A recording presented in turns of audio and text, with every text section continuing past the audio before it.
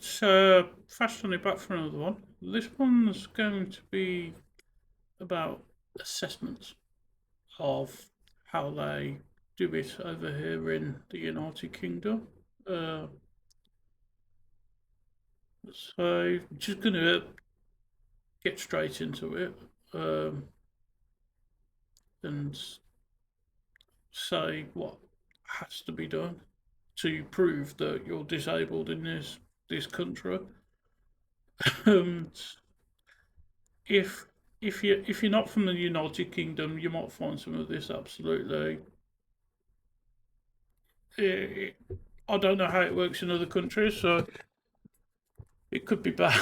It could sound really bad, or it could sound really good, but I don't know. Um, First thing is they give you a massive form to fill in about your disability. Um, with mental health, it is absolutely half, most 90% of the form is non-applicable to me or people with mental health conditions, and you get like about 3 pages that really are about your condition. Out of about 40 or 50 pages, that's quite a low amount. And you're asked to provide evidence, which you provide all the evidence that you can, and they send you to this assessment place. Well, I didn't go to the assessment place because I just said I suffer with anxiety. I can't go to an unfamiliar place. So that's kind of what I'm dealing with. And doctor was just like, yeah, totally agree with you. So I wrote the letter to them saying, could I have a home visit? Which they did, which is kind of ridiculous because I've already kind of proved part of my disability, but I don't go into that. Wouldn't do that, would they? And then you get someone come around to your house that you don't know, claims to be medical health professional. Um, yeah, sure they are. I don't believe that, and you're never gonna get me believing that. Of some of the things that I've seen. Um, I did actually go to the first couple with family and friends. Um, Seen people in wheelchairs, um, older than I am now, probably in their 50s, 60s, early 60s. Um, how, how can you not provide evidence for, obviously, doctors and everything know that you can't walk, but surely that's enough evidence, yeah, from what I think anyway. Um,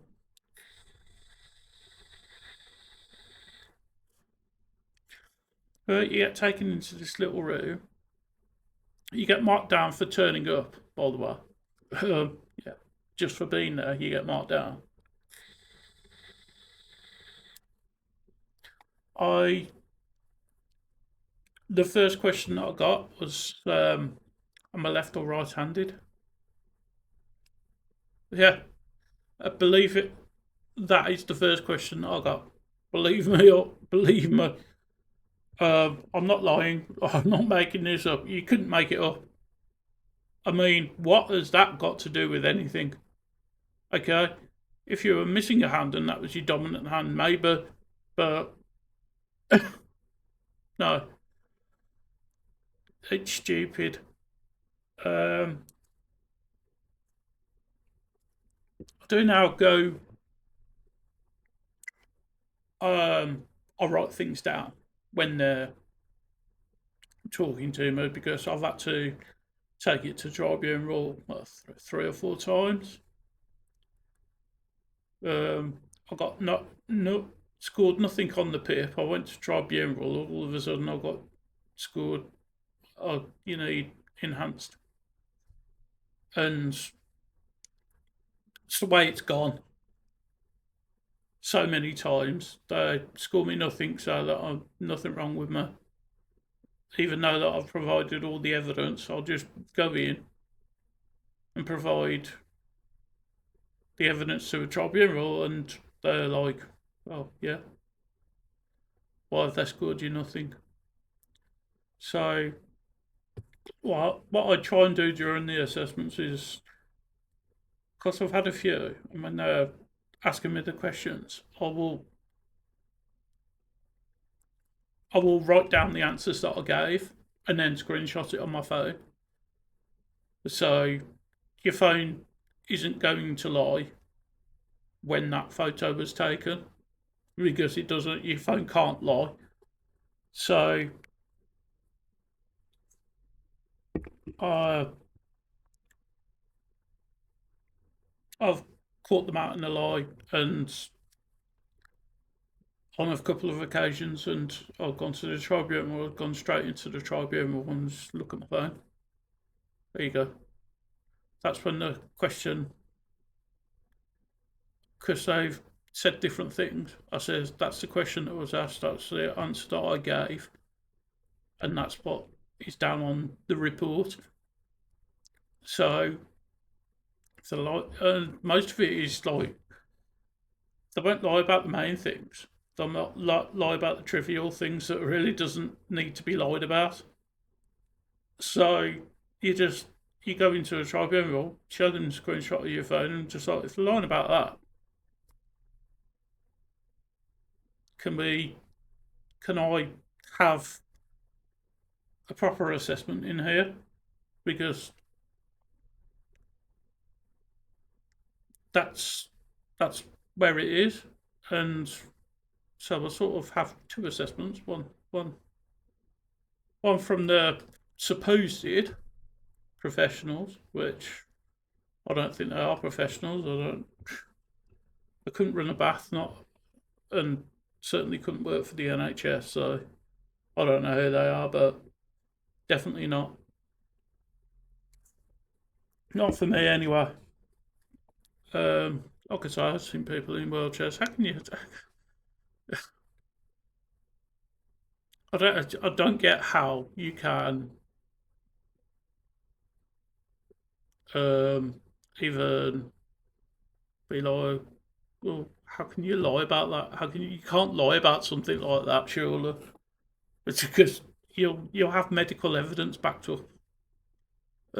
Yeah. So yeah, I'm kind of sort of doing this video in a, a bit of a light-hearted way, but seriously, it isn't light-hearted, because people have committed suicide after having these assessments and being marked down. Um, that's, so it's a serious issue that needs addressing. Uh, will it ever get addressed? No, because all they're bothered about is not giving you money. So it's a terrible thing to say, but I'm not going to sugarcoat it. They probably want you to know. Which it, uh,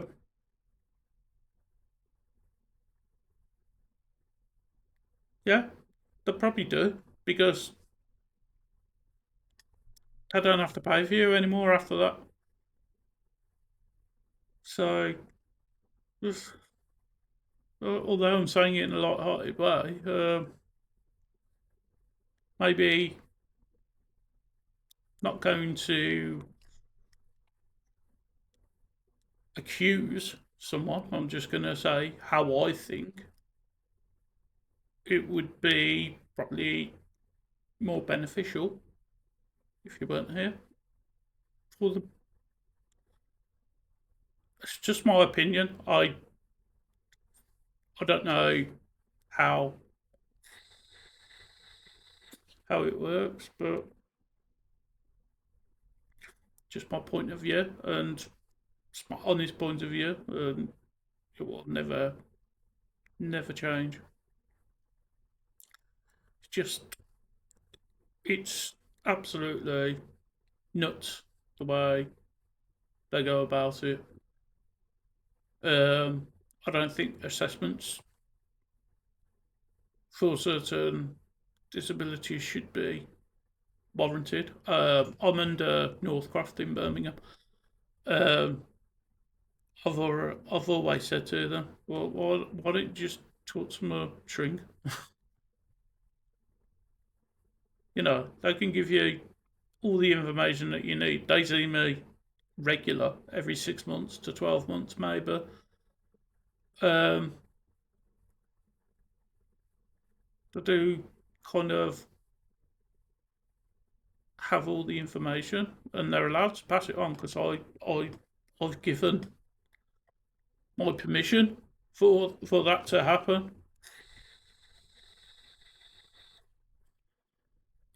But yeah, another one thing about these assessments, um, how you are dressed, how you look,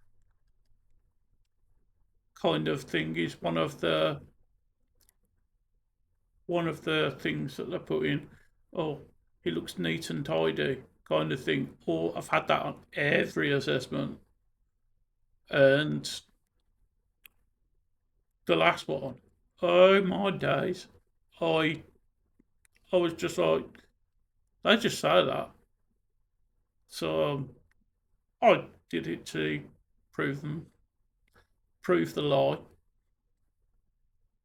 Um,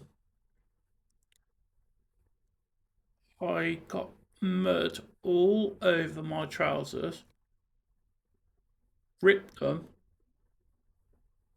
to shreds, and had this assessment. And I was well presented, apparently, in a neat and tidy way. Yeah,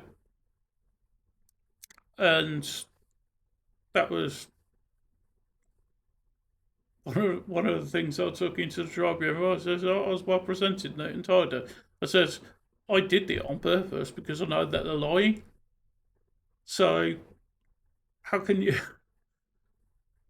You can't turn around and say someone's neat and tidy. I mean, it is the epitome of. It was so obvious that I'd done it on purpose that they should have been like, he's done that on purpose, and that should have been done in the report, but it wasn't. So I caught them in another lie. It's just stupid. I only went for my PIP assessment. It was over £20 a week at the time. um, went to, it was the first tribunal that I went to, and I says, I'm not getting it because you don't believe mental health exists. And I made a point of that. That's why the only reason I went to the tribunal, I didn't have the money in the first place, but the only reason I went to the tribunal was to get my point across. And I says, the only reason I'm not getting this is because you don't believe in mental disability. And I got I think it was £26 a week I got after it. Second time about 3 years. No, 2 years. They gave it me for 2 years, but had it backdated. So the first year was the back date, and then the next 2 years. So within 18 months, I was having another assessment, another tribunal.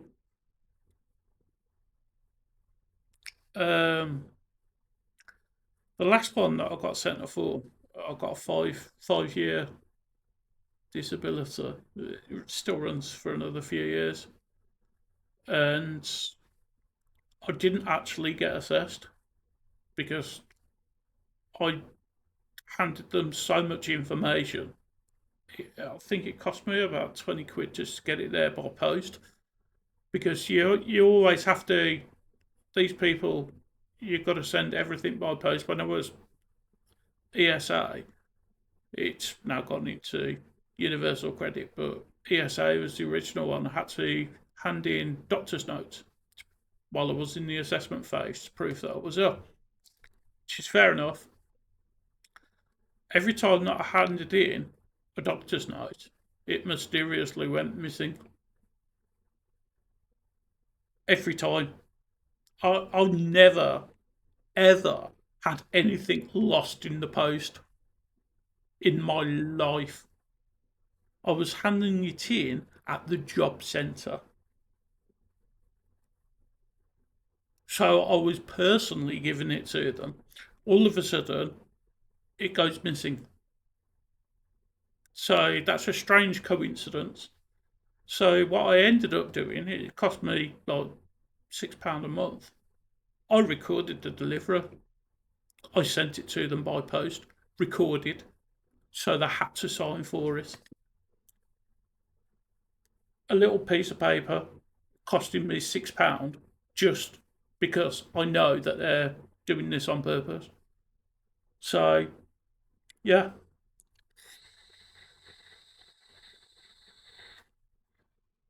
I don't know how it works now because I haven't stepped foot in the job centre for years, but that's the way it happened when I was doing it. So, um, yeah.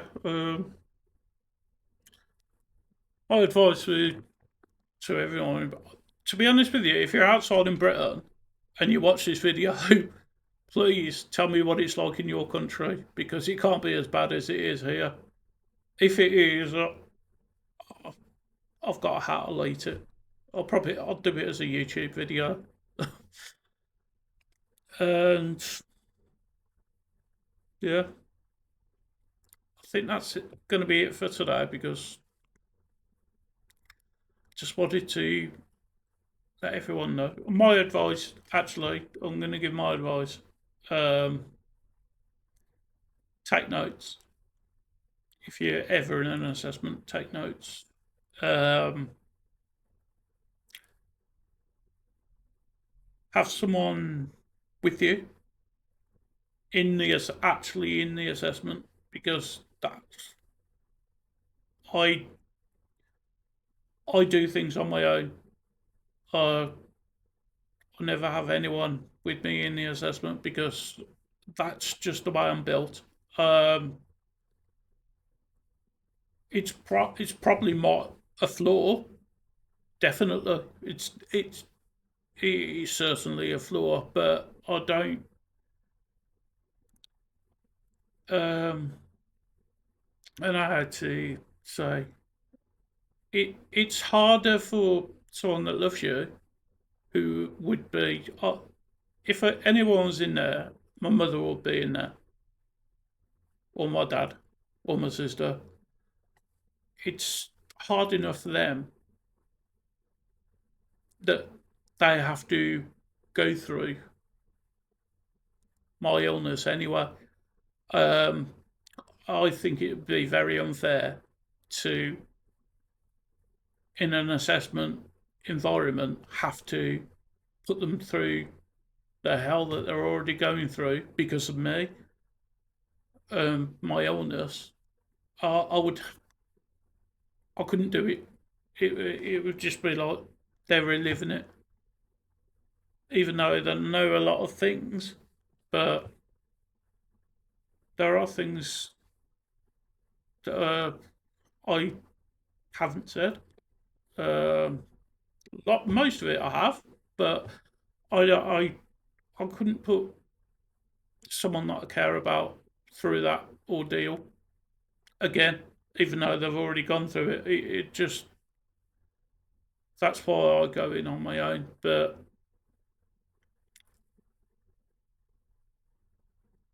I'm hoping that if people are watching this video and they're watching my channel, 700 subscribers now. That is absolutely amazing, by the way. But please keep subscribing to the channel and let's get this message out there. That was just a side note. And yeah, my other advice is if you're going through anything like this, be open, tell someone, because it's hard as hell to tell someone. I experience, guaranteed experience on my part. Um, it will be the hardest thing that you've done, but it